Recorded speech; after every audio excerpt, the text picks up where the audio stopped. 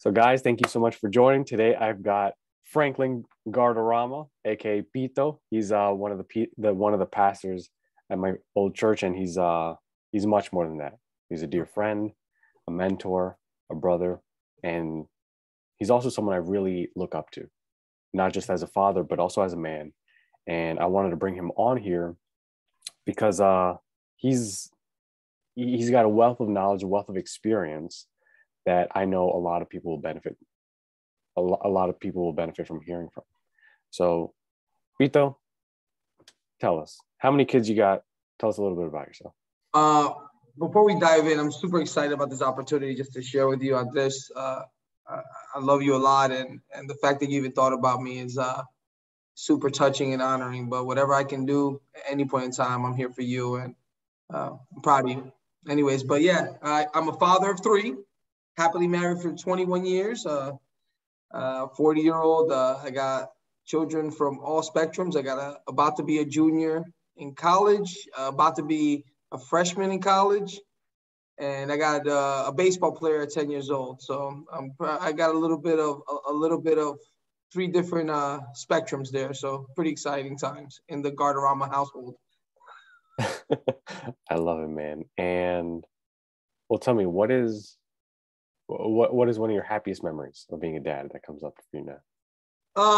I think that it's so funny you said that, because I think that we recently purchased a home, and it's a super exciting time in our and it's been, I guess, our dream.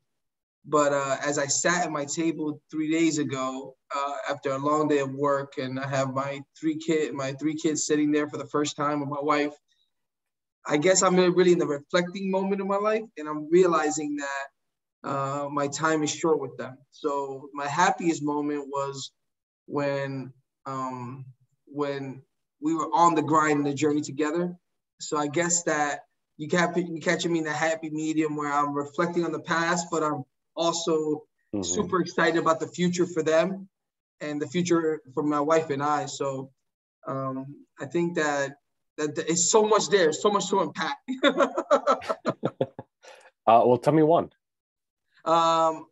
If you want, you could tell me one about each of them. Okay. Each one. So my oldest son, a great memory about him is baseball. I coach his baseball team, Amora Youth League. I don't know, for you guys who are watching this video or listening to this audio, baseball in our area is very, very popular. It's so just the connection between my son and I, and me getting to know him, and seeing that baseball was not his thing, that he did it more for me, but that connection that materialized from that, seeing him overcome some of his own challenges, because baseball didn't come natural to him, but it built his character, and how he viewed sports versus what I view sports was very different. It came natural to my younger child than my older child. So learning his identity and his uniqueness, and learning to respect that he wasn't going to be my like me in that area, was something that made me grow more. So I think that was Elijah. Elijah's my oldest. Learning to manage him and guide him differently. My daughter, Yasmin, is learning that she has my personality, but in female form, and seeing how much of a go-getter, and I enjoy our conversations, like the way she views life, and she's very articulate. Anybody who knows my daughter knows that she's very opinionated, like every young lady is, but she's also very grounded and very, very passionate about people. So I think seeing her materialize along the way, and seeing her develop from a young lady to an opinionated lady to a lady of conviction, and then now where she's going to college and now selectively prioritizing life is exciting. My little guy, he's probably the most like me. He hates school, he'll tell you, but he loves people. He'll be the first one to hug you. He'll be the first one to support you. He'll be the first one to pick up a bag. He serves others. He'll be by himself and he'll be happy, and he'll be with people and he'll be happy. He's always happy. So I think that it's so much there, Andres. I think that that learning how to manage each one as an individual is probably the most exciting part of my job as a father. I'm saying that I can't just put a wallpaper and they're all not going to look the same. I got to get to know them as individuals and now learn to unpack them and motivate them and love them no matter what their faults and their outlooks are different than mine. So yeah, I remember a coach of mine was talking about like his son, and he's like, his son was just born and he was seeing him from the lens of how he saw how he saw his firstborn. And it's like, I had to make that like, it didn't come natural, but he eventually made that shift. I think a few weeks after he was born, like, oh wow, you are your own person and I'm loving you for who you are. And there's something that you touched on with Elijah that I think is very important for men, because I've seen this especially so like I have my own background, like with working in baseball companies. And a good friend of mine, Paul Reddick, he has a podcast called Baseball Dads Podcast. And a lot of the things that he taught, that he spoke about with men on there, is this idea that like, I wanted it more than my son did. And the relationship with my son ended up more times than not, unfortunately, like getting strained because there was that pressure. And the son, like, he hates baseball. And he's like, he's not about it. And I'm curious with your experience with Elijah, like, he did this for you. When was that spoken about? Like, hey, like, I don't want you to do this for me anymore. Well, that's a great point. And as you talk, it's like my spider senses come up, right? And I relive the moment, right? That, well, I think that it's something that I basically tripped into. I mean, there's no manual on how to be a dad or a husband or guide these people as individuals. I think as we get older, we realize that the way we succeed better is understanding that they also have an opinion and they definitely have their own likes and dislikes like myself. But with Elijah specifically, man, let me tell you something. Baseball didn't come natural. But as Elijah applied himself, he got so good at it. Like anybody who sees knows that he's not a natural athlete, but he'll work his butt off and he'll get better if he applies himself. I mean, and that's just a characteristic that he's come along the way. And I guess I was superimposing my natural ability and my deficiencies as a child. My dad wasn't, my relationship with my father wasn't as kosher as I would like it. There was definitely, I grew up in a toxic home environment. My dad struggled with alcoholism. I saw a lot of abuse.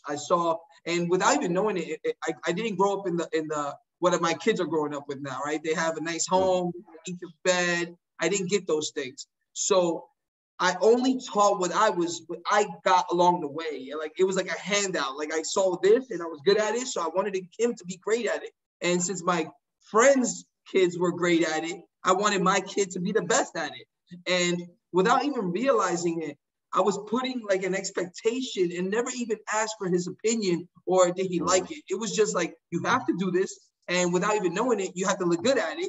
And without even knowing it, I want you to apply yourself at it. And never was his opinion or his thought pattern part of the equation.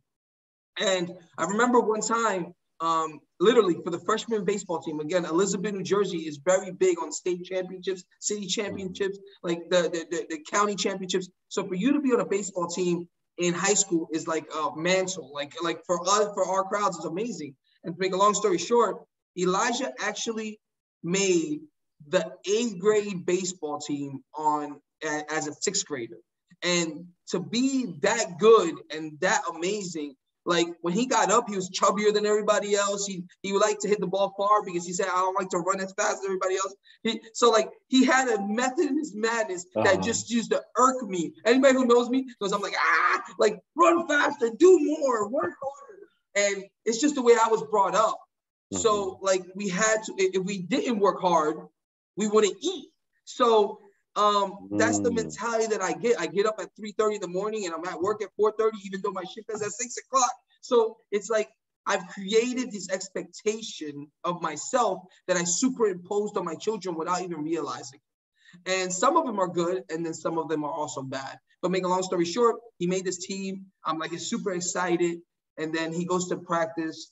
and the coach is not me anymore. Mm. He has a different coach with a different mindset, a different expectation. It doesn't look at the age of the kid's a 6th grader on an 8th grade team. He looks at him, he screams at him, he belittles him, he disrespects him. And one thing that in my home is I came from that environment, like I told you. Mm-hmm. So I never spoke down to my children. I was stern. They knew I was the boss. They knew I ran the house, but they also knew I loved them and I had their back. So now all of a sudden he's faced with somebody that's not encouraging him past his limitations. And now he comes up to me, and it was the first time he says, I don't want to do this anymore. And to me, it hurt my ego. Mm. And to me, it was like if he was letting me down. And never again, it wasn't part of my equation, right? Like, to me, it was all about me. He was a trophy case in my insecurities. And without even realizing it, I had an expectation of him that he didn't have for himself. It wasn't what he wanted. From that age, he wanted to be a lawyer.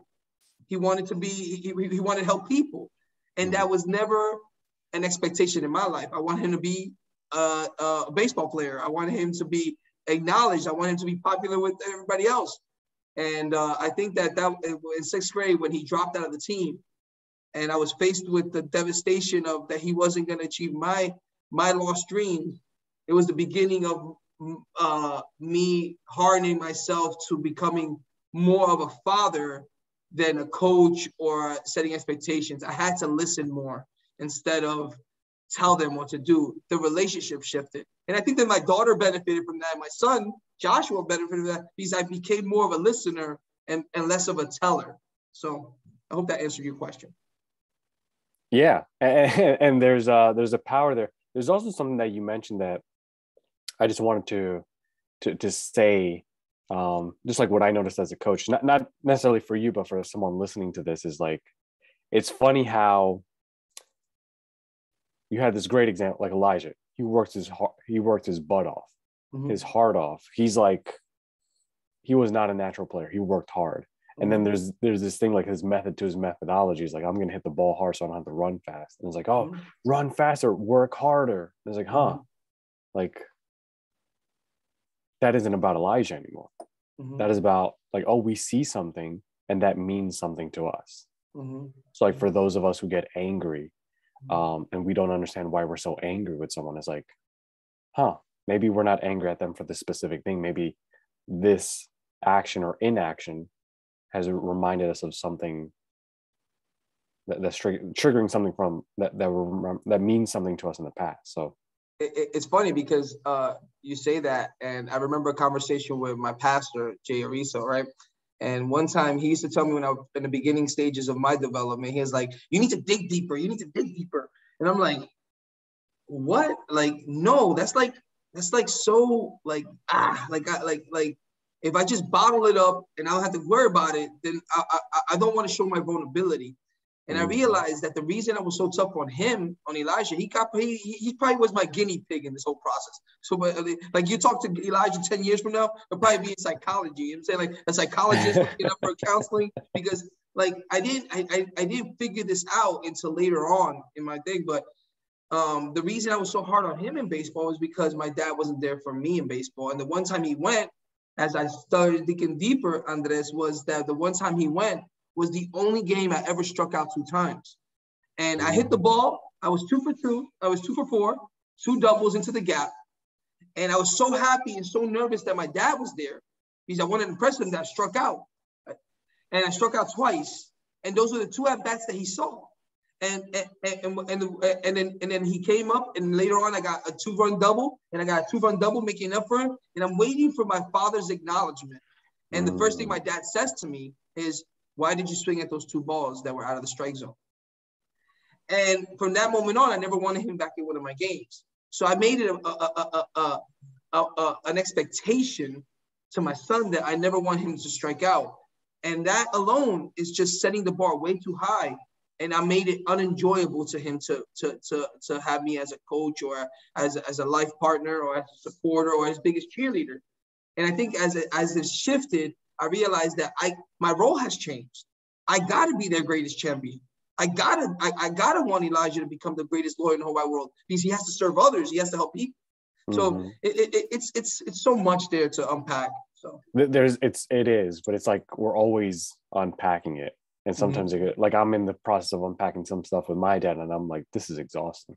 Mm-hmm. Like yesterday, I was like, yeah, I gotta let me play some Halo. Let me just take it easy for a little It's bit. so much. It's so much weight It's to it. yeah. It's so much. And I was listening. You know, this topic that we're talking about is so much. It's so much than a series. It's more of a lifestyle. It's like 80, 90 years of trying to unpack why we are the way we are, right? But Mm-hmm. the weight of it is so beneficial to the next generation. If you want your kids to be great, if you want your great grandchildren to be great, then somebody got to put in the work. And Well, not somebody got only to. that, it's also like look at your kids. Mm-hmm. They have benefited so much from your unpacking in their lifetime. Like it just excels. So it's like how deep do we want to go, and when do we want to go? Mm-hmm. That those are always the not always that they just came up to me, but it's Mm-hmm. like those are sometimes the things that we think about because it's like what is this going to mean? So Mm-hmm. there's another question I wanted to ask is like what is it that you had in your relationship with your dad, your mom, or even both of them that you've been creating in your relationship with your kids? What is Okay. something that you've been kind of mimicking for them? All right. So with my mom, I think it's natural for a son to gravitate to his mom, and just like it's natural for a daughter to gravitate to the father, right?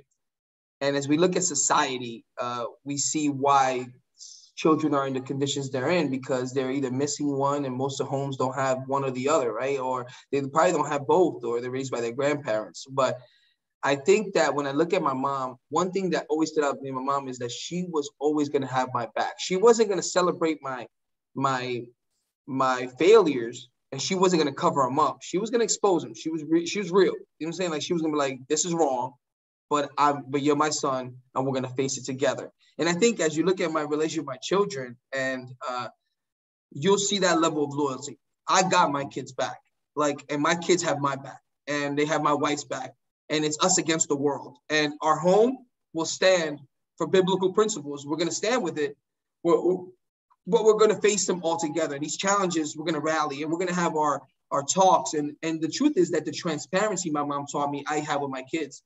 I'm the first one to tell them I messed up. I'm so sorry. And I never had that growing up.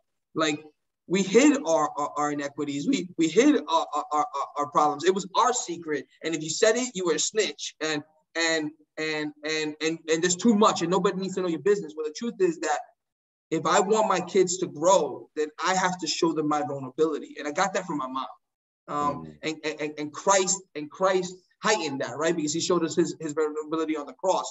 But my mom is probably the best example I had of that level of making that tangible. Like, hey, I got your back. You were wrong. There's consequences to your decision, but I'm gonna take a bullet for you, and we're gonna right this ship together. Because I made a lot of mistakes along the way that everybody else abandoned me, but my mom didn't abandon me. My Mm-hmm. dad, I no matter how combustible that situation was, my dad always got up at 4 o'clock in the morning and he was at to work. And he worked 3 jobs. And I never went hungry.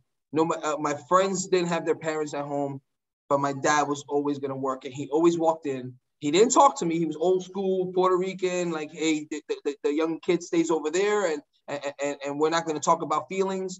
But that work ethic, that commitment to providing, being a provider, and gutting it out, and never calling out sick, and making sure that the home had what the home needed.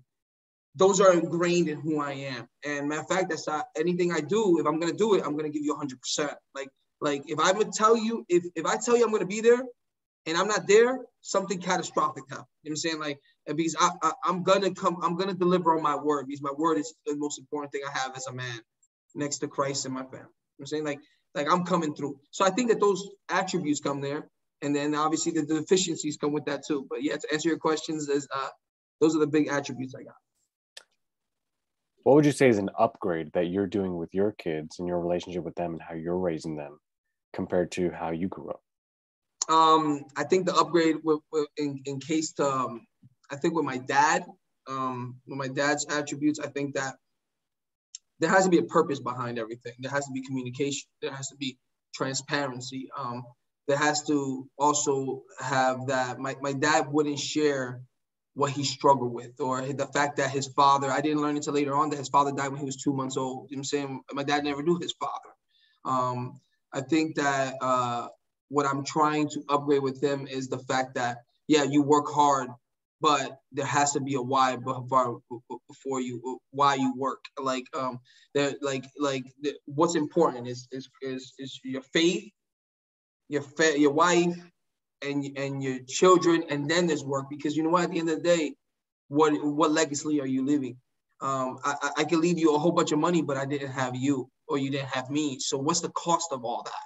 So I think it's the perspective and the priorities, and being very clear on why, the whys in what we're doing, and we're just not going through the motions. With my mom, I think it's and obviously you mentioned earlier that I am a pastor now in my life, and I think that that level of loyalty is amazing, but it can't be blind loyalty. You know what I'm saying? It can't. There's consequences, and there's you can't cover everything up. My mom to this day calls me up and says, "Hey, look at what happened, but don't tell no one." And I promptly come tell my wife, because you know what, I'm not gonna have any secrets in my home that are gonna let her affect my children. And then I let my children know when it partakes to them, because the second, nothing good grows in darkness. That's what Pastor Jay says, right? So like, I try to keep everything away as clear as possible, because as if I keep it clear, then there's no blurriness in it. So I think we're all learning in those areas. I hope that answered your question again. So.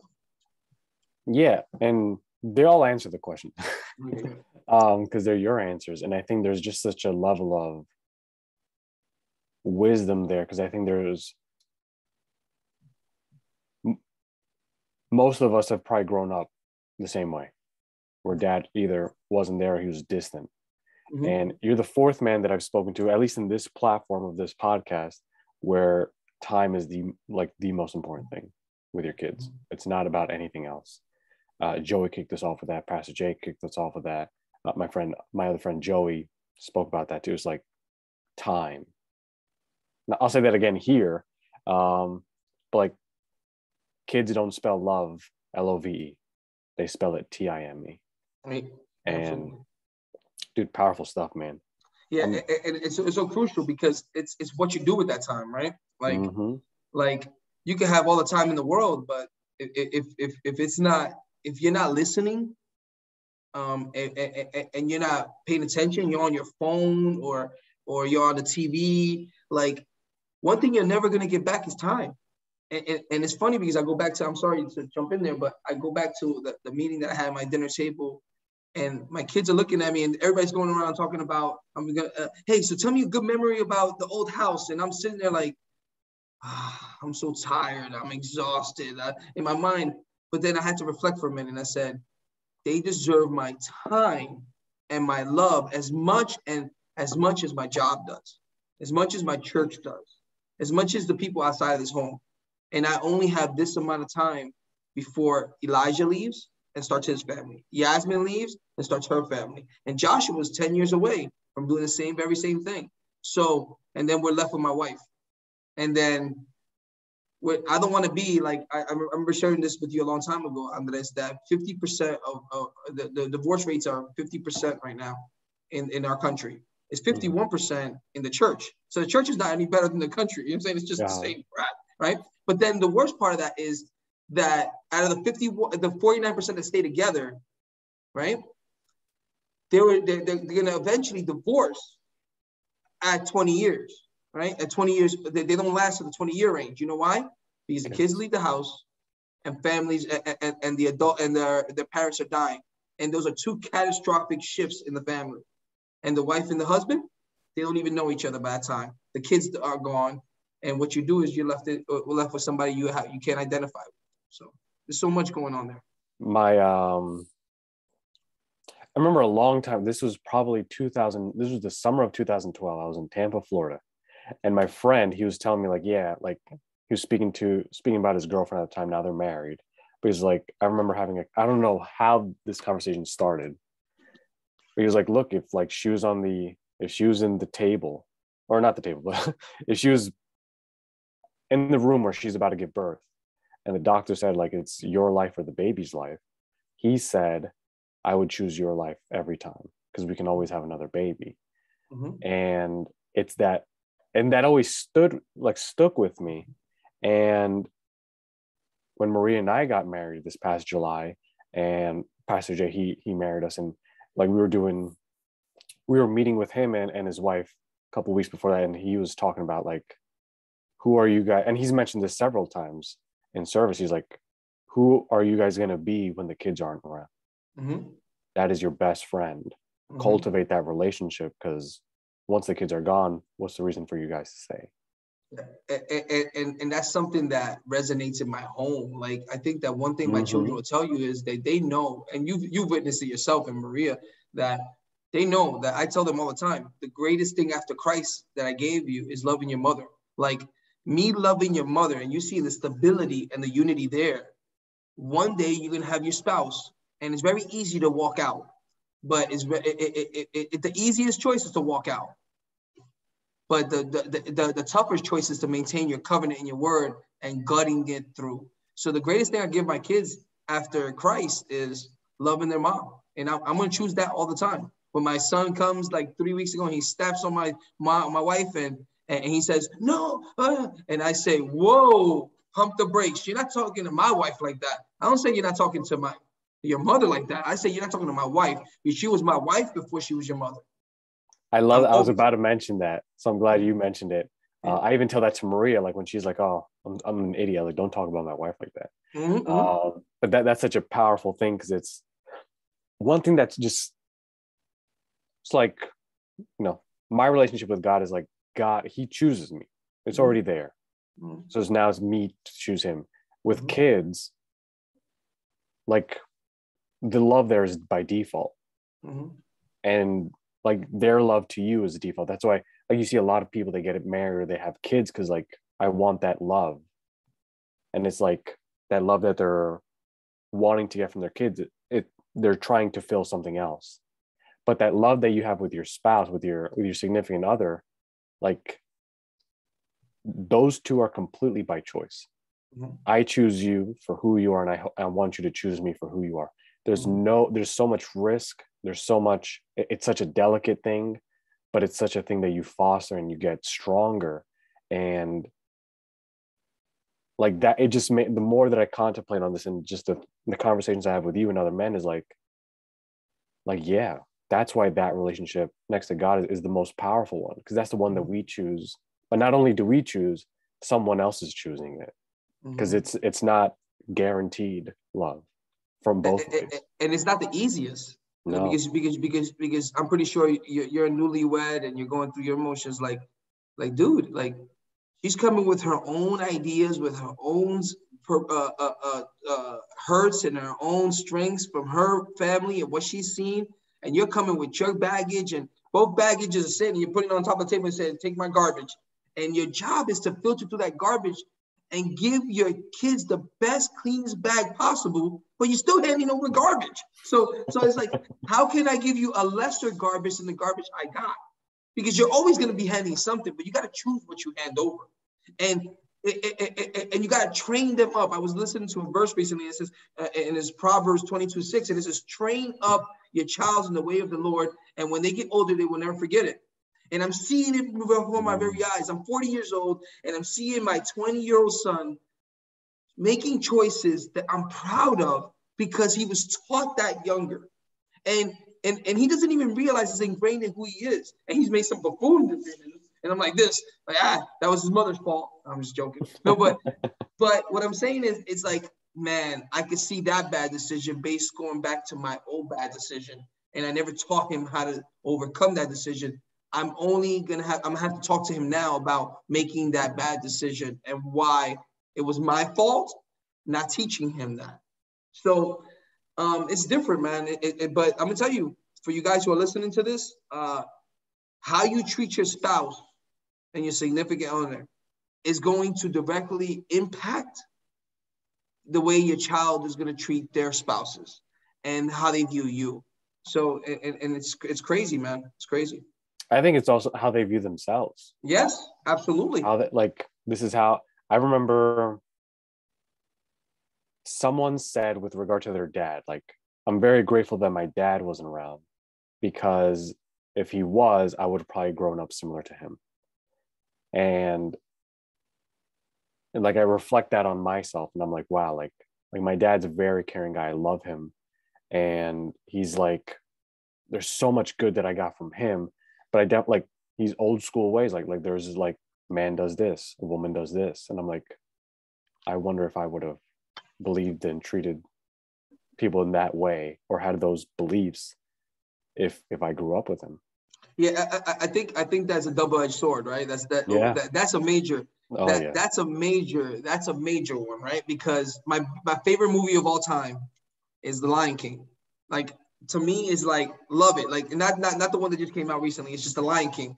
Mm-hmm. And I didn't understand that at 10 years old why. That was the first movie I ever seen, and then it became ingrained in who I was, right? And I saw the connection between Mufasa and Simba. And I saw Mufasa teaching Simba all the do's and don'ts. Don't go into the dark lands, because that's where this goes. And then what happened to Simba as soon as Mufasa died? He lost his identity. So like, he forgot he was Mm-hmm. the king. He forgot he was Yeah. the king. He literally went adrift and settled through life. I think the reason, now that I look at in the view of God, and as a father and as a husband, I realized something. Like, my number one deal is, I got to make sure I give identity to my children. So yes, would I have preferred my dad not teach me about alcoholism or abuse? Yeah, absolutely. Like, I think that was a challenge. But then the other side of it is, if he wasn't around, I see most of these guys in jail. 50% of the people who are in jail right now are because they never had a connection with their spouse, with their fathers. So then, which one would I rather be in jail, or rather deal with the challenges that I'm dealing with now? I think it's like, the grass is always looks greener on the other side, but the grass is really greener when you water it, right? So like, I got to start. This is the grass and land I got now. I got to start building it, and I got to build something great, and I got to hand it to my children better than I got it. I want that, and if I'm gonna do anything, is I'm gonna be available to my children, and I'm gonna show them their value, their self-worth, and I'm gonna impose the identity. Hey, listen, this is who I was. This is my challenges. These are my deficiencies. Yeah, I'm nuts. Yeah, I might go crazy, but this is the reason why I'm the way I am, and this is the consequences that I had to make because of the bad choices that I made along the way. You are now benefiting from a little bit of a better situation, but I triggered all the mistakes that I could have set myself back if I didn't put Christ in his place, if I didn't hold on to your mother, and if I didn't surround myself with good men like Papa J. Like, I surrounded myself with people that were good examples as husbands and as fathers. And little by little, they imposed the lack of identity that I had for my father with their strong identities, and it molded me into a better stability of who I am now today. And it's like, I would even invite you to like change some of the language, where like giving them an identity to them creating an identity. Because you definitely you said that with Elijah, like, I had to help him cultivate, listen more, and see what he wanted. And like, that to me, like, first thing when you start, like, as soon as you mentioned Lion King, is like, oh man, like, yeah, you are like Mufasa, in the sense, like, with that relationship. But it's like, I wonder how many of us men feel like we lost our identity and never Absolutely. created one, because either Dude, dad wasn't like, there or dad this left. is like I get excited. Listen, so what was the first thing Mufasa said to Simba when he was in the cloud? He says, "You have forgotten me." And because you've forgotten me, you've forgotten who you are. Little by little, I am training up my child, my son, my daughter, to know their self-worth. And if I come and I tell them, you're stupid, you're a moron, you're never going to amount to something, well, what's going to happen? The next day they don't wake up for work. They're going to be like, I'm stupid, I'm a moron, I'm never going to amount to nothing. But if I come and tell them, sweetheart, yo, don't settle, persevere. You might not need a man to be who you are, but you do need a man to become who God wants you to be. So, because the world is telling her she's amazing without a man. I'm telling her you're incomplete without Christ. And so we need a man. And then you need to honor Christ by finding a man and partnering in, but you need to be like the world says it's 50-50. I say no. I say it's 100-100. You know what I'm saying? You got to give 100% of yourself to whoever you attach yourself to. So I think it's like, you're right. I think the wording is different, but like I gotta be available to be able to let them see, like Mufasa did with the water. It's like, yo, dude, like Simba, you've forgotten me. And because you've forgotten me, you've forgotten who you are and your capabilities and your potential. So there's most of these men listening to this right now who lost their potential because their father wasn't there, or the lack of relationship they had with their father. And the more you dig in there, the more you're going to start realizing, you know what? For me to be a better man, a better father to my children, I need to be able to identify with who my father was. Because let me tell you something. It wasn't a mistake that your father is who your father is, because God chose them for a reason. Yeah. No matter what their defaults, he had you in mind when he chose your father, Andres. He had me in mind when he chose my father or my mother. He said, these two people together are going to make the best version of Pito in the world. These two people together are going to make the best version of Andres in the world. Because he made them get together for you. Just like he made you get together with Maria for your children. And he knew that you'll know each other. So it's so much than just an hour to talk about the subject. It's such a great subject. 100%, man. And I wanted to, with your permission, go here. You let me know if you want to or not. And so around this time last year, you were pretty sick. And you reflected that with the new house, and you were talking about like, hey, like I have this new house and it's incredible what we created. And last year I was sick. Like, through your words, like you can quickly summarize like what it was that you were experiencing, but at the same time, what did that mean to you?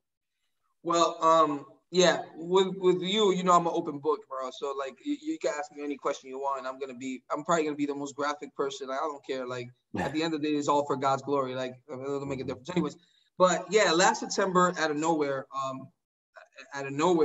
I got really, really sick. Like to the point that I lost like 20 pounds. I couldn't walk. I couldn't stand. I couldn't hold myself. Like literally, I was. The doctors thought that I was in my last hurrah. You know what I'm saying? Like this was the chapter of the book that you better get the will ready because this guy's about to croak. You know what I'm saying? And it was so bad that the doctors, just to give you an idea, the doctors wouldn't even enter the room. And it wasn't even COVID. They couldn't identify what the heck it was. It's just a sickness that came out of nowhere. Later on, we found out what the root cause was, which was I got an infection from a tooth and it went into my bloodstream. And for you guys who don't know, usually that ends in death because your blood is poisoned. But then, making a long story short, I remember sitting in the hospital. I hate hospitals, but I was sitting in the hospital and nobody came into the room for 2 days. I couldn't stand. I was literally, sorry to be graphic, urinating on myself. Anybody who knows me knows I take like 3-4 showers a day. I can't stand my hands getting dirty. So here I am feeling worthless. Feeling abandoned from God, from everyone. Like no matter how much people pray, like when you're facing something like that and you're face to face with your creator and you're going to question things and you know that you left things incomplete. I was able to sit in that bed and the first thing I thought about was like, oh my God, I didn't prepare Karina, my wife. She doesn't know any of the bank account information. She doesn't know my life insurance. She doesn't know where to pay a bill. I left her unprepared. Oh my God, I'm not gonna be able to walk my daughter down the aisle. Oh my God, God, where are you with my son? Like the colleges are not paid for. Like I didn't even give her a plan. I was faced with the reality of how short time was and how much I've left incomplete. And I felt so ashamed that I had left things incomplete. And anybody who knows me knows I plan everything. Like literally, I plan when I wake up. I plan where I'm going. I plan what time I'm going to meet with you. This thing started at 10 o'clock. I was already out here at 9:15 with the thing ready because I wanted to be prepared for your audience and for you. Because if I'm going to do it, I'm going to do it right. But you can't plan for death. You can't plan for sickness. You can't plan for things. You're like, that's only God. God's only in control of that stuff. So To answer your question, I felt like a failure, and I felt like I left things like to be continued. And one thing that stays vividly in this moment was how much my wife took care of me. Right? It's like anybody who knows my wife, she's yay big. She's 4'11". She'll tell you she's 4'11 and a half. And but she's the toughest person I know. She carried me from when I was recouping. She carried me to the bathroom, literally carried me.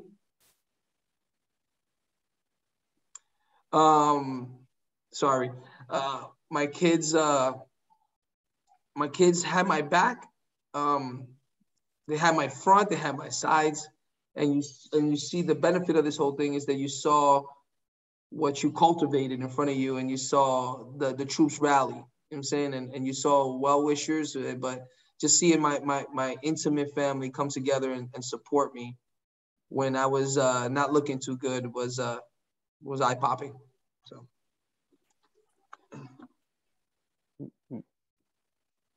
Knowing that it's been about a little over a year now, what has changed for you with regard to how you see the time that you have? Oh, forget about it. Anybody who knew me before that knows that I would talk about eternity all the time, right? Like, hey, listen, eternity is not promised. Like, hey, guys, tomorrow is not promised. And it's a cliche because we say it, right? Until there's an actual death, right? Mm-hmm. And I remember seeing a funeral. I attended a funeral after I got sick. And I'm sitting there and I'm visible. And all I could imagine was how close that became to me, how like you view everything through the lenses of death, right? But you also have to superimpose something else, and that's life, right? I value life more than I ever valued it in my life. Every conversation, every talk is a coaching point for me, not for others, for me. Did I leave things better than I left them yesterday? How do I measure success? How do I know that things are well? Like, people look at the new house and like, oh my God, like, you made it. I'm like, you have no idea. There's still promises that need to be accomplished. I still got a baton to pass. There's a higher sense of urgency. I hope you understand. I remember September 13th, 2020, like it was yesterday. I remember it because it imprinted something on my heart that that I'm inspiring every day, and that I got to leave things better than I found them, and that there is an expiration date, and the clock of life is turning, and it's just I'm not visible and I'm not privy to that day, but I got to be prepared for that because I'm gonna have to give judgment for what I did or I didn't do. So, is there something? And thank you for going here. I know it's a testament to not only your strength, but also how much you care.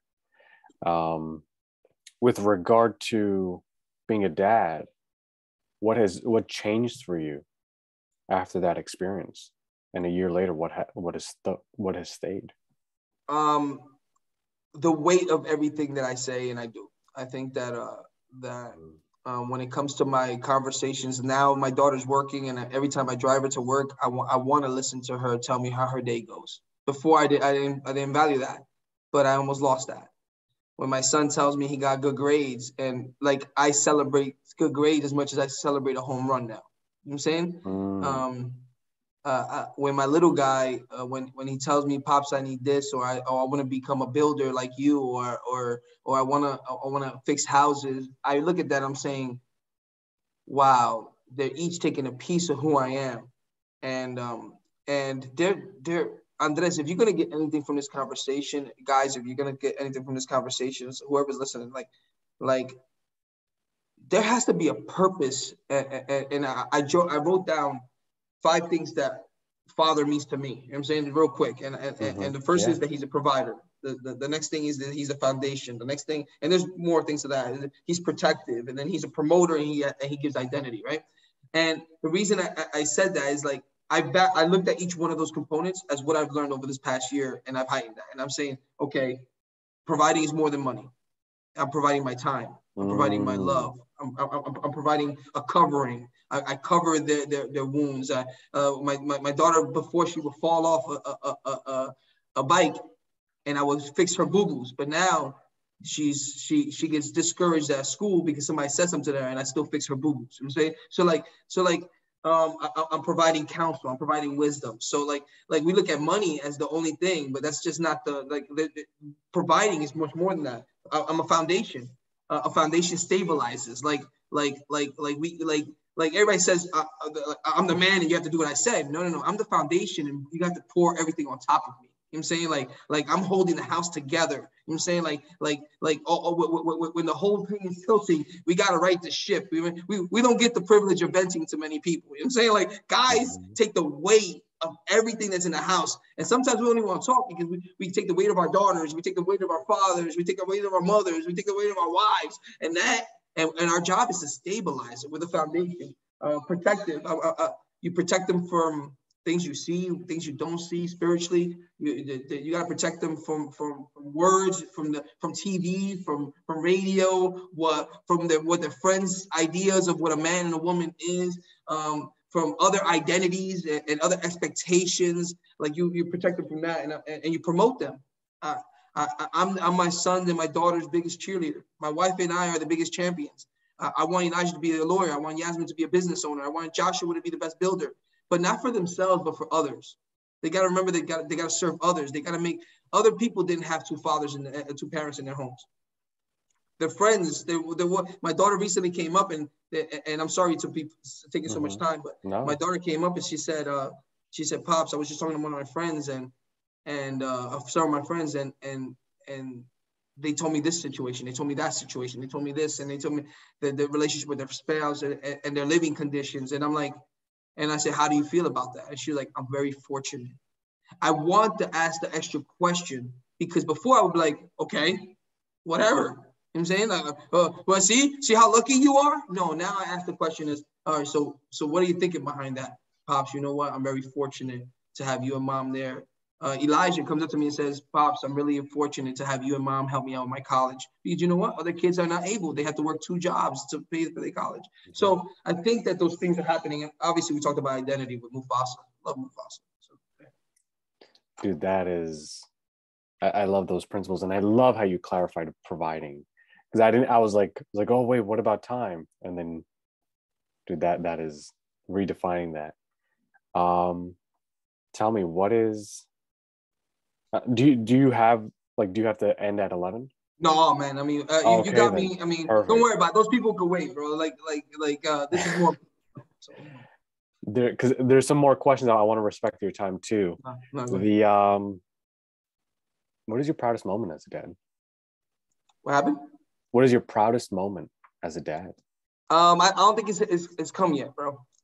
Like to be honest with you, I think, so far, that's a good question. My proudest moment right now is seeing Elijah and Yasmin become great adults, great human beings. I really do believe it. I see Elijah. He's definitely more preserved than I am. He's a thinker. He's a processor, and seeing him own that. And then at the same time, get up at 6 o'clock and go to work. And then right after that, go to school and then come home and then do it all over again. He's he's a youth leader in his group. And it's not because of me, because I never told him he had to be a youth leader. Like, I'll be honest with you. I try to raise my kids to be, I don't want my kids to be solely imprisoned in a church. I want them to be God's hands and feet outside the church. So how does that? I want them to be functional humans. You know what I'm saying? Like God said heaven on earth. That doesn't mean we have to isolate ourselves. And some Christians take that to, I'm gonna shelter my kids. So seeing my young people, my children, be able to embrace life and function within it has been my greatest reward up to this point as a parent. Seeing Yasmin choose her college and say, hey, I got responsibilities here at home, and she got a full ride, and us cry for her to get offered a full ride, and see her hard work and her determination. And I guess you want to say she's like me when it comes to her like persistence, pay off, and me being able to now cry and celebrate with her her greatest thing. I think that it's ever happening. I think it's fluent. I think I'm in a good place, man. Usually at my age, you want your kids to leave. No, I want them to be great humans. I want them to think about people. I want them. I see the characteristics of our faith being practiced through them. I think the greatest miracle that I'm getting right now from God is not fire from heaven or things happening to me. I'm seeing them put their standards and their expectations here and not settle for anything less than that, and then strive for the best. You know what I'm saying? I see that. What would you say is your biggest regret as a dad? Oh, going back to time. I think when I was younger, I see all the pictures that we look back at, and I see myself in Best Buy. I'm a store manager at Floor & Decor now, and but I see my early stages in retail, and I see all the pictures of birthday parties with shirts from work, and I think I tripped into this too late. Not too late because you can fix it, but later on, I guess that's the prior way. And I think my biggest regret is that I wasn't growing. I didn't give myself enough time to grow as a human being and deal and dig fast enough to be able to be the resource that I am right now. I think I look at those pictures and they remind me of a different person. Because I was so proud of who I was. I thought I was being soft by digging deep. And when I talk about Pastor Jay, he's telling me, oh, you got to start digging. And to me, it was a battle of my culture and a battle of my upbringing versus I thought a man was like, you're not supposed to show you're vulnerable and you're not supposed to do this and you're not supposed to do that and suck it up and move on. And while I still use some of those terminologies, hey, this one you have to suck up and you have to move forward. I sucked up so much that I was unapproachable to my family. And I thought providing was me bringing a check every Friday and paying the bills. Well, now we realize that it's time, counsel, wisdom, friendship, advice, good Christ. You know what I'm saying? Like, it's much more. I didn't unpack fast enough. That's the question. And now I'm catching up. You know what I'm saying? And now I'm just sharing with everybody. I'm vulnerable here. I'm vulnerable there. Because I'm not scared of your judgmental. Because I got my backup in my wife. I got my backup in my family. And they allow me to be vulnerable. So whatever others' opinions are of me are irrelevant to how I feel about myself. I wonder how unapproachable we display ourselves to be when we hold on to these things, or when we don't process these things, or when we let these things out on, like, they leak because they're just pent up so much and they just leak out and they burst. Like this week, I've been going through my own anger stuff with my relationship with my dad, and it's exhausting. But on Tuesday I kind of blew up on my wife. Like we were doing some volunteer stuff and I just I did not show up powerfully there. And then on Wednesday I saying a similar thing with another friend, and I was like, oh man, and I'm seeing the anger, but now here it is coming into different way. I wonder how unapproachable we can come across unknowingly, because probably for you at that time, I'm just being me. To me is me. To me, I didn't share my feelings. To me, I'm just living life. And you know what? Big boys put their pants on. Well, the truth is that, you know what? I had to deal with the fact that I would see my dad beating the hell out of my mom every Friday. And I was scared of Fridays because Fridays was the beginning of the drinking. I had to rectify that within myself. Matter of fact, I never looked forward to a Friday, even as an adult, because I was a scared little boy at one point. You know what I'm saying? And me hiding in the closet. If you don't deal with those things, and let me tell you something else. If you don't share them with your spouse, you're not going to grow. Because you need somebody who's going to champion your development. And nobody's going to champion your development more than the person who loves you during your fault and chose you. So, I think that the more I told Karina, right? Karina, my daughter used to ask me, hey, can I go sleep over? And I'm sorry, I'm going to take it there, but no. My wife, my daughter was telling me, hey, can I sleep over my friend's house? And I would tell them, no, absolutely not. And my wife was like, oh, I get it that you don't want her to sleep over only family's house. No, not even family house. Well, you know what, Andres? The truth is that I realize now the reason I always think that because my uncle used to touch me. So I never wanted to face that because I didn't want to deal with the ramifications of what people thought about this kind of stuff. So now that I'm a man's man, how the reason that stained me so much and I don't trust as much is because something happens with me. But if I let it go, then I'm able to now grow, and now I got somebody else in my daughter that understands why I made the decisions I made. And now they're more receptive because I've let them in. You got to let more people in. And the more you let people in that love you and protect you and guide you, they're going to protect you from yourself. They're going to know your triggers. My wife knows, hey, listen, somebody says this, people are going to snap.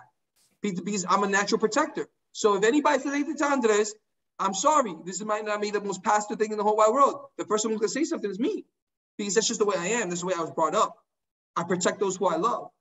But there's always a trigger. And if you don't include people in your triggers, then you don't have a defense. You're always going to be on offense. You need to be on defense. Because you know what? Every time having your hands up with everybody, you're keeping people at a distance. And God made us to be a part of a body.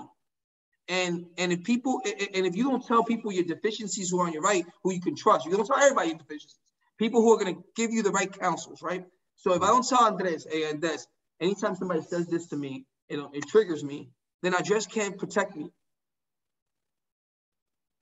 And I learned that along the way that I was very guarded in the beginning of my marriage. Probably the best first 10 years were tumultuous because I didn't share the fact that I was touched. I didn't share the fact that my dad was abusive. I didn't share the fact that my mom would speak down to me occasionally. I didn't share that I couldn't read properly and that I was insecure. I didn't. And the more I started becoming that, the more I saw compassion within my people, with the people surrounding me. Thank you for pointing those things out, because I think to me, you can't just pinpoint one thing made this happen or one thing said this thing. Like, to me, it's like, if I were to put myself back into the shoes of 5-year-old me, like, there are things that I did not talk about because I didn't know how to deal with it. Mm-hmm. But I'm curious too, if maybe some of those things that I didn't talk about was because I was taught, like, yeah, you don't talk, like not taught. I saw the people who I look to for, you tell me what life is supposed to be, like what I'm supposed to do in life, and this is how they showed up. So like, it's almost like twofold. Like, all right, like maybe some of it is like, hey, I saw my mom deal with it this way, or I saw my grandparents deal with it this way, or I just don't know how to go there and I don't want to go there, so I don't go there. And I think that's so, to me, the reason I say that is, like, I wonder how many things are, like, kids are telling us, and it's it's almost like developing that other language, how to read in between the lines. Yeah, what are you really telling me? It's crazy because the more you keep secret, the less you grow, right? I think I started sprouting more. I started sprouting bigger roots in my faith and in my family and in my convictions and in my non-negotiables. The more I started letting go and saying, hey, listen, you know what? And you know what? It also brings people. I remember one time, and I'm sorry, I'm jumping all over the place. I had a pastor come to me and say, he said, Frank, Pito, you share too much. And it just staggered me because they're a leader or the pastor doesn't mean they have the best advice in the whole wide world. To me, that was just like, so you want me to go back in a cave? Like, no, like, I'm not going back in a cave. I'm releasing everything because I'm new in Christ Jesus. So and if this offends you about what I did, like I remember my first preaching ever, and this is the truth, my first preaching ever in church, I told everybody in the whole church that I was an adulterer, that I cheated on my wife early in my marriage. And seeing people's faces were like, what the heck just happened here? And the reason I did that was because that's not who I am anymore. And you have to decide within yourself if you're going to hide that. And it's not, and if you hide it, that means you haven't healed from that. And if I'm healed from that, then the person has to decide what they're going to do with that information. They can either judge me or they can love me. But the truth is that either one of them doesn't affect who I am in God's eyes. And if I've already rectified it with my spouse, that I confess that I did this wrong, and if she accepts me, an opinion is like a butthole. Everyone has one, dude. And you have to decide within yourselves whose opinion has the most weight. And if I tell my kids, I remember my son telling me one time, Elijah, after a baseball game, he said, Papi, you're the greatest in the whole wide world. You're amazing. Everybody loves you. And you know what I told him? I cheated on your mom. Just like that. He never did it. He was 8 years old. And seeing his face drop, everybody was like, why did you do that? So you messed up that kid. Did I really mess him up? Or what was the follow-up station? I told them, the only one that will never let you know is God. Because I fail every day. It's just I hide mine's better. I asked my son what he told me about a month ago. He said, thank you for being who you are. Because I'm not, at the end of the day, Elijah knows what you see is what you get. I don't got this all figured out. We don't have a manual on how to be a good dad. There's not 7 steps. I give you 5 points, and you'll be working on every one of those points every single day. Like I might execute on being a provider today, but I might not be a good foundation tomorrow. I might not be a good protector the day after. Like this is ever fluid. Like we don't got this junk figured out. But what I will tell you is the more you bring to the light, the more you got people rally behind you, the more you're able to face life better. And if you try to do it by yourself, you're gonna be miserable because life wasn't designed for us to be by ourselves. And when people told you, Andres, and told me that we had to shut up, they have an unrealistic expectation for a young child to have to deal with the emotions that we have to deal with. Mm-hmm. And the truth is, they dealt it, that survived for them. But let's look at those people right now. They're not doing too well for themselves because they haven't unpacked. The more you unpack, the more you release. We've seen enough of this to know. Look at the results. These are the results that are producing this way. Yeah. And what you hide, you haven't healed. I think that, dude, that speaks volumes. And it's like that. Like, did you ever watch that movie Coach Carter? Absolutely. You remember when the I know the actor's name, Rick Gonzalez, but I think he had an afro in the movie. He's like this Puerto Rican guy. He stood up and he recited this poem from Nelson Mandela, which was actually, he recited a story from Nelson Mandela, but it was a poem that Nelson Mandela recited too. But in there it says like pretty much step into who you are because you give other people permission to do the same. Mm-hmm. But not only that, it's the opposite. Mm-hmm. If you hide and you show people that this is how you do things, and even for a kid, like this is what we do, you're now setting the standard, like this is what we do. You give them permission to hide. Mm-hmm. And we see what it's like to hide. That's our default thing. And I think it's powerful that you brought that up. Oh man, dude, that is outstanding. I'm curious, what is some advice that you have for the dad who's kind of in that spot too, where he's probably hiding stuff? What would you want to tell him? You won't develop trust if you're not vulnerable. Your kids will not. Your kids will hide from you secrets, things they're not proud of. If you're not the first one to take the first step, if you're not the one saying, "I did this. This is the way." Now I've learned, Andres, that I gotta tell my kids the why. I gotta tell my wife the why. Like my wife is more connected to me, and my kids are more connected to me when they see I'm more vulnerable. I'm telling you, it's true. Like right now, this past week has been hell at work. Like hell. Like it's been the worst. And I coach myself on my way home. My kids need my best. My wife needs my best. I gotta help myself. But the truth is that you don't feel like it. You want to go to sleep. Mm-hmm. Today, I got up early because I'm naturally getting early. And before I got here, and we went, and I told my wife, I said, this is going on at work. This is going on at work. And I saw little by little, like her anger or I didn't go to some party yesterday because she wanted me to go. Because I just want to be alone. And she didn't understand that. To her, I'm not being with her, or I'm not representing her. But to this morning, I articulated why I wanted to be alone. And I saw her now protect me and cover me and have more compassion and love. I think that you have to be willing to be judged to be a father. And this is what I'm saying. Like, if you come and you extend the olive branch to your children and to your wife, and you say, this is the reason I am the way I am, your spouse and your wife, if you cultivate it right, they're naturally going to protect you. They're going to naturally protect you. And then what's going to happen is, now you gave them a vote of confidence. And it's like a get out of jail free card. Next time they're going to come and they're going to say, hey, Pops, look at what I did. And this is what happens. Now, your reaction could be like, you did this wrong. And then what you're going to reap the benefit, the consequences of that. Or you can come and say, damn, bro, that jumped. Like, do you realize what the consequences of that is? Yeah, absolutely, Pops. All right, let's talk through it. And now all of a sudden they become more and more bold, and now it becomes a competition on who's going to be the most super transparent person, and who's going to be the most visible, or who's going to be the most. And then the second you reject the transparency, now you go back into hiding. And now you got a silos in your own house. You got dungeons, you got rooms.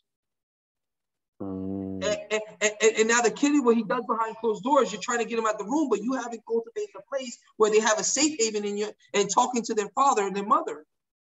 If you want a safe haven, you take them out the room by sheltering them outside of their room. You have to be their safe haven, and it starts with you. And if you're not vulnerable, they won't be vulnerable with you. So if 100% is being vulnerable and having that standard, and someone is so used to being maybe at a 2%, what is something that you would tell them to go from 2% to maybe 5%?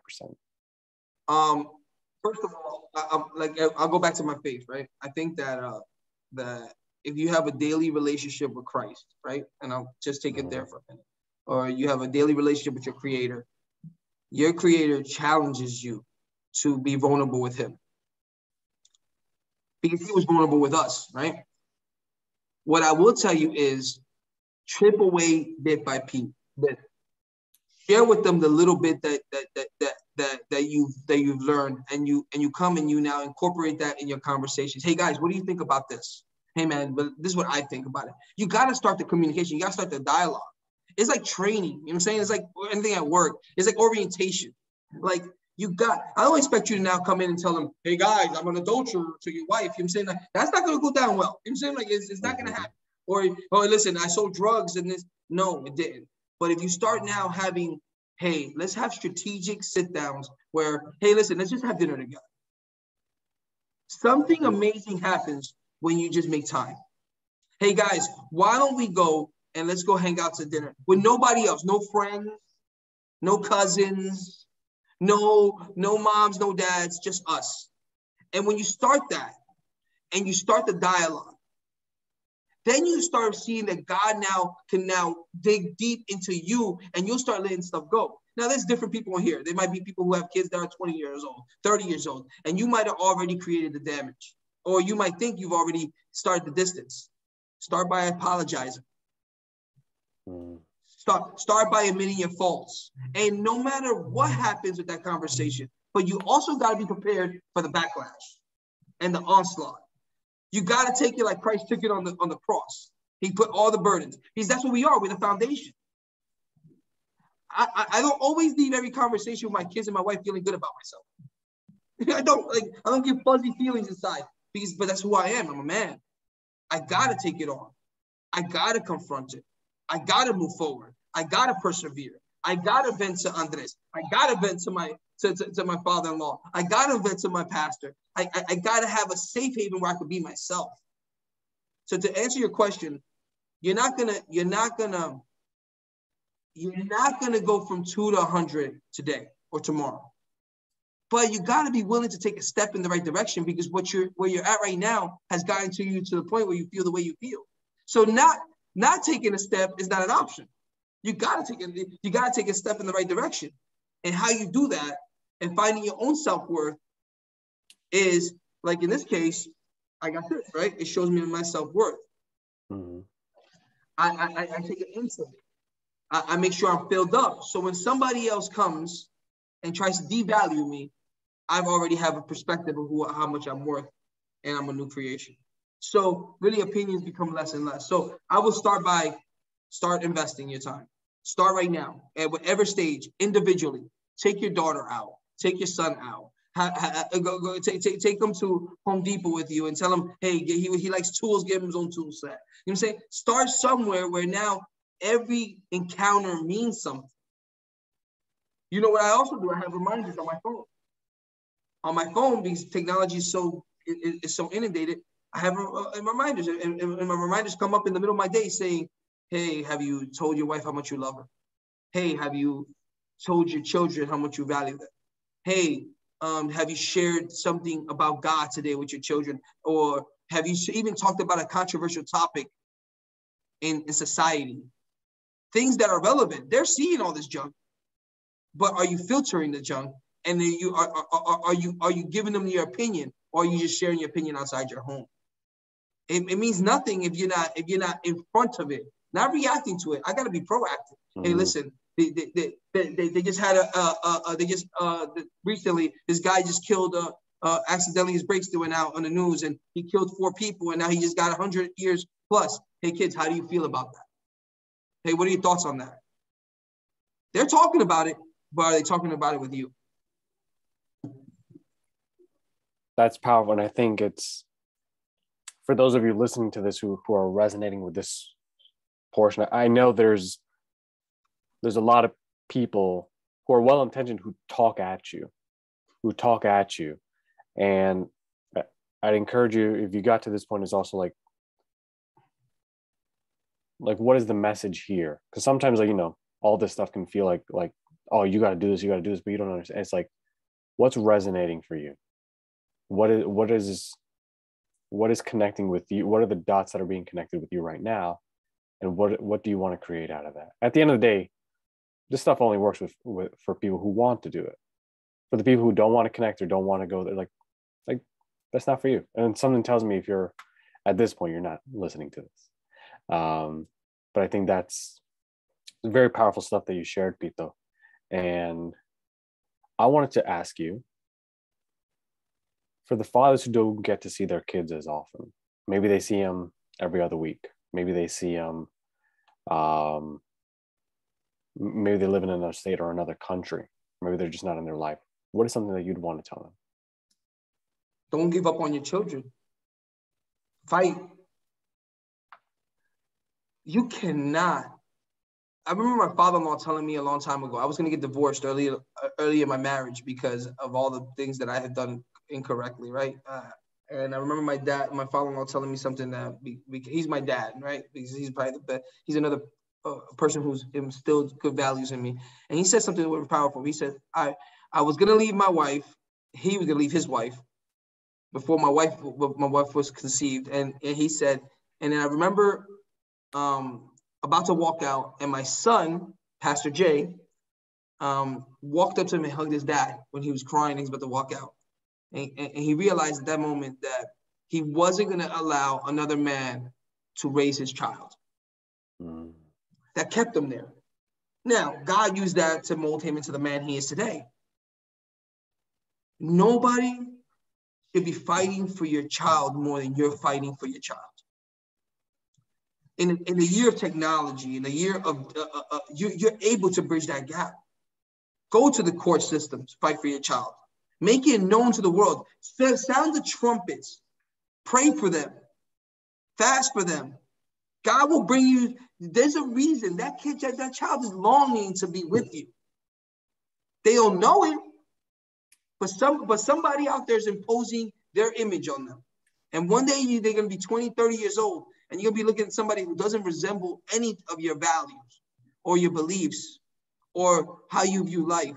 But if you don't fight for your kids and you don't fight for what's yours, then what, you're also making a child now give up on their kids because everything's generational.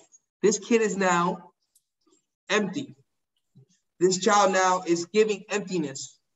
This child is now imposing those values on their kids. And one day you're going to have to give account for that because you gave up. Listen, at the end of the day, those kids are worth it. Your child is worth it. Persevere, fight, because you're the foundation. You're the foundation. Hey, God made you this way for a reason, bro. You're a man for a reason. Fight for yours, man. Fight for yours. Love it, man. What is one piece of advice that you'd like to give to a new father? Cherish every second. Like we go back to that time. Like cherish every second. It goes like this. My daughter was yay big the other day. Now she's going to college. My son's in college. It goes so fast. And one piece of advice that I would do is be careful what you say and you do around your child towards their mother all the time. The kids are listening. If you devalue their mother in front of them, your daughters will feel devalued by their spouses and they'll think it's okay. Everything comes back in the loop. So cherish every second, fight for every second, show every second, and love their mother is the greatest gift you could ever do for their child. And if you're separated from the mother, I will say this, how you respect the mother. You speaking about the mother, you talking down to the mother, she's this, she's that, she doesn't do this.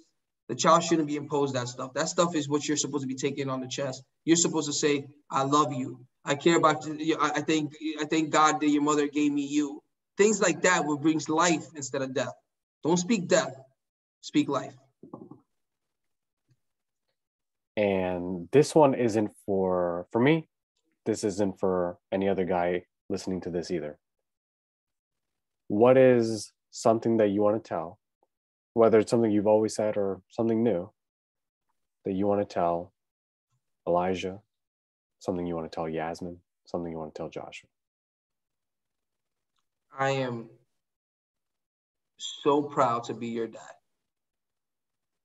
You made me a better person. Elijah, I learned from you how to be a man. From Yasmin, I learned how to be sensitive and vulnerable. From Joshua, I learned how to be persistent and patience. But you made me better. And you're my legacy. And I'm proud of every single one of you guys. Thank you so much, Pito. Franklin. Yeah, don't worry about it. I like Pito. My family calls me Pito. I say, you're my family. You call me Pito anytime. Right. I love it, brother. Thank you so much. There's so much to unpack here. So thank you for your time and your wisdom, brother. I love you and thank you for the platform. And I'm here for all you guys, man. And I know that you guys can do it. All right. So love you, man. Love you too.